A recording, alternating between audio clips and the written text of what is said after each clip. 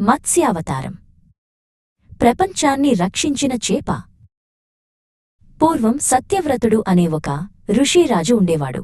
అతను విష్ణువు యొక్క గొప్ప భక్తుడు మరియు తన జీవితాన్ని ప్రార్థన మరియు ధర్మానికి అంకితం చేశాడు.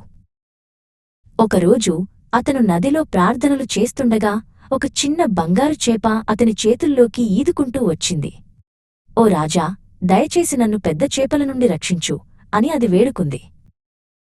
కరుణతో నిండిన సత్యవ్రతుడు ఆ చేపను తన ఆశ్రమానికి తీసుకువచ్చాడు.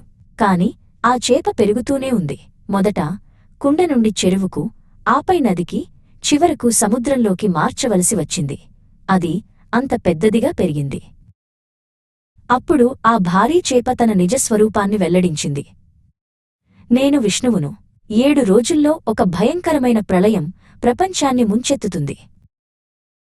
ఒక పెద్ద పడవను నిర్మించి సప్తర్షులను, అన్ని రకాల విత్తనాలను మరియు ప్రతి జంతువు జతను అందులో ఎక్కించు.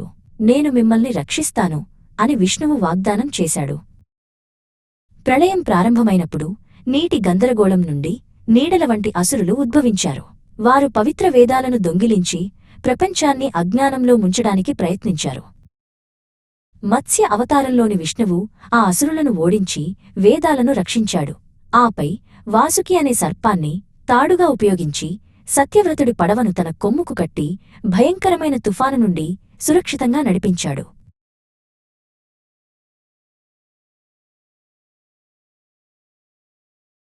ప్రళయం తగ్గినప్పుడు ఒక కొత్త యుగం ప్రారంభమైంది.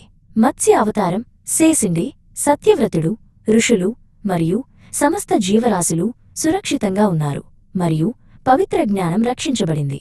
నీతి, నిజమైన విశ్వాసం మరియు ధర్మం ఎల్లప్పుడూ దైవం చేత రక్షించబడతాయి. ఇది అన్ని కాలాలకు ధర్మాన్ని కాపాడుతుంది.